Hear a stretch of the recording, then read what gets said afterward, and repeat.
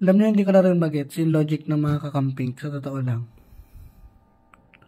Pinipilit niyong ipalabas tong lahat. Lahat ng nag-amendments. Sabi niyo, wala namang mali sa amendments. Pero bakit niyo pinipilit ipalabas? At bakit niyo sinasabi, bakit si Risa lang? Bakit siya? Mga bakla kayo. Ano ba? Kung wala palang mali, bakit ba pilit na pilit kayong ipalabas ang lahat? O yan, may nilabas na. Wala naman palang mali, sabi niyo eh. Diba? Magkakaroon lang ng mali ang insertion or amendments kung hindi natupad kung ano yung nakalagay. Halimbawa, papagawa daw ng building, pero wala namang building. O kaya papagawa daw ng covered court, pero walang covered court. Diba? Doon lang nagiging masama ang insertion or amendments. Okay? Hindi ko na rin magets talaga yung mga logic nyo sa utak nyo eh.